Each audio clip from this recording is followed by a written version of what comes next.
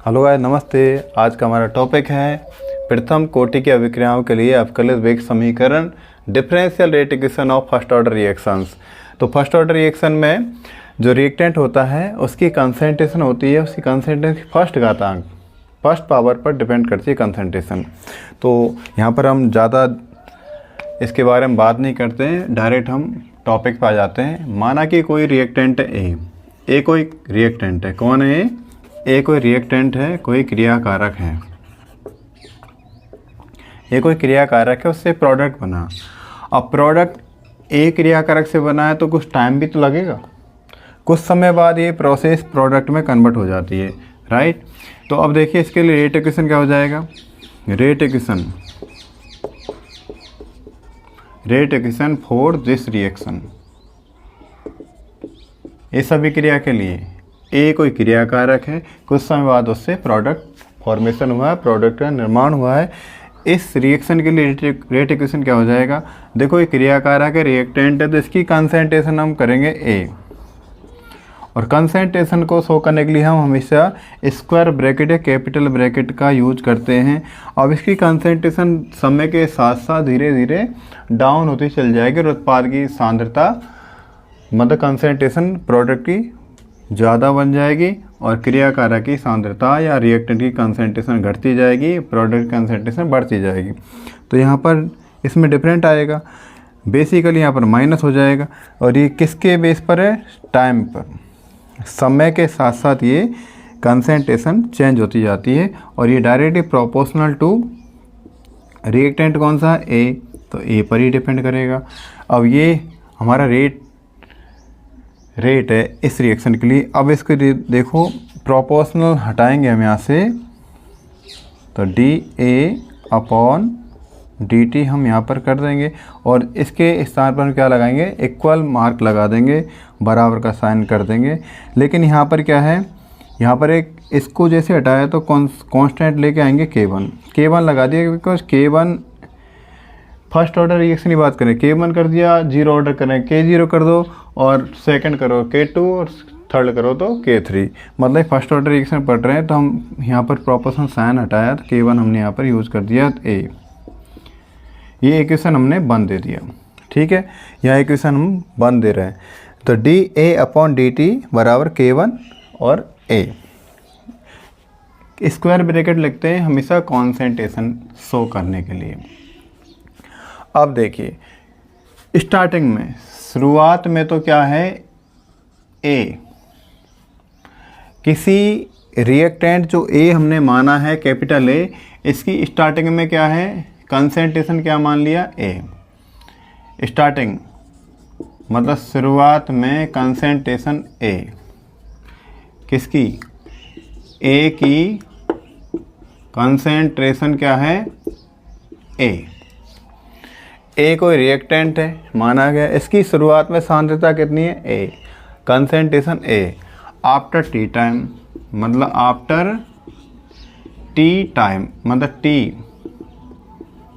कुछ समय बाद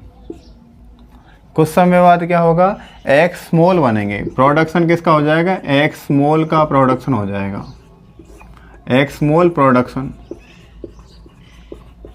स्टार्ट हो जाएगा। कुछ समय बाद ए की जो कंसंट्रेशन है स्मॉल ए, ये कुछ समय बाद टी टाइम बाद क्या हो जाएगा, एक्स मोल के प्रोडक्शन होना स्टार्ट हो जाएगा, मतलब उत्पाद बनना चालू हो जाएगा।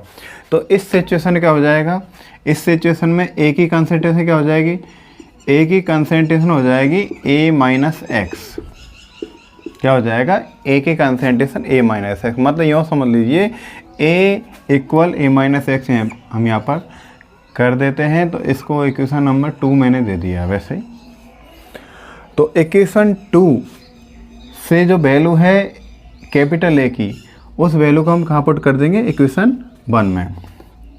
तो लिख देते हैं पुट द वैल्यू ऑफ 2 इन 1। समीकरण 2 से वैल्यू किसकी, put the value of A, value of A in 1। What the value of A in equation 1 में हम रख देते हैं। तो देखिए क्या सिचुएशन आए, क्या इक्वेशन आने वाली है यहाँ पर। तो इक्वेशन देखिए यहाँ पर -d, अब a यहाँ पर था, जहाँ पर भी कैपिटल A दिखाई दे रहा है वहाँ पर क्या लिखना है हमें, a - x, okay, upon dt यहाँ पर कर दिया मैंने, जो जैसा है वैसा। और यहाँ पर देखिए k1, और ये कैपिटल A, इसके स्थान पे क्या लिखने वाले, a - x यहाँ पर लिख देंगे, राइट। कोई प्रॉब्लम यहाँ पर आने वाली हमें बिल्कुल भी नहीं है, ठीक है ना। अब इसको हम लिख देते हैं, देखो इक्वेशन नंबर 3, क्या लिख दिया मैंने इसको, इक्वेशन नंबर 3 मैंने यहाँ पर लिख दिया है यहाँ पर, ओके। मैं यहाँ से इसको मिटा देता हूँ, इसको इरेज कर देता हूँ। अब देखिए equation number 1, equation number direct 3 से हम बात करने वाले हैं। इक्वेशन नंबर 3 को हम यहाँ पर खोल देते हैं थोड़ा सा, इसको मल्टीप्लाई करेंगे,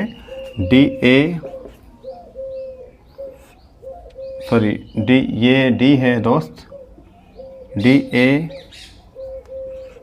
अपॉन dt, और ये प्लस हो जाएगा dx अपॉन dt। इसको मैंने खोल दिया। इसके बाद हम यहाँ पर लिख देते हैं k1 a - x, ओके। अब यहाँ पर देखिए इसका अवकलन करेंगे, इसको हमने इक्वेशन नंबर दे दिया 4।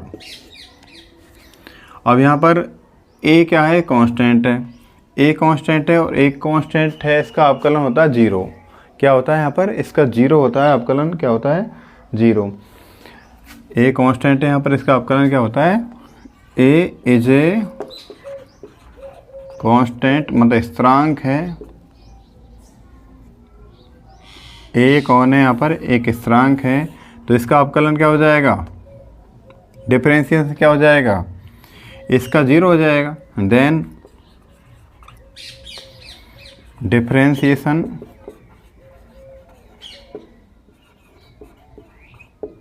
मतलब अवकलन क्या हो जाएगा, अवकलन a बराबर 0। तो वैल्यू क्या हो जाएगी इसकी, a बराबर 0 हो जाती है। तो यहाँ पर हम इसकी वैल्यू a बराबर 0 रख देते हैं इसको। तो क्या हो जाएगा, d a की स्थान पर 0 अपॉन dt, देख पूरा क्लियर करके यहाँ पर, प्लस dx अपॉन dt बराबर k1 a - x, ये यहाँ पर हो जाएगा। अब ये देखो 0 है पूरा, यहाँ पर जो ये है पूरा व्यंजक, यहाँ से क्या हो जाएगा, 0 हो जाएगा। तो क्या आ जाएगा, dx अपॉन dt बराबर k1 a - x, k1 a - x। और ये इक्वेशन हमारे पास 5 इक्वेशन है, और ये ही क्या है, अवकलित वेग समीकरण। क्या है ये, अवकलित वेग समीकरण है। यह डिफरेंशिएशन रेट इक्वेशन है फर्स्ट ऑर्डर रिएक्शन के लिए। इसको क्या बोलेंगे, अवकलित वेग समीकरण प्रथम कोटि की अभिक्रियाओं के लिए, फर्स्ट ऑर्डर रिएक्शन के लिए अवकलित वेग समीकरण है। मैं दोबारा रिपीट कर देता हूँ। स्टार्टिंग में क्या हुआ था, फर्स्ट ऑर्डर रिएक्शन में जो भी रिएक्टेंट होता है वो एक होता है, उसकी कंसंट्रेशन की पावर फर्स्ट पर डिपेंड होती है सारी रिएक्शन।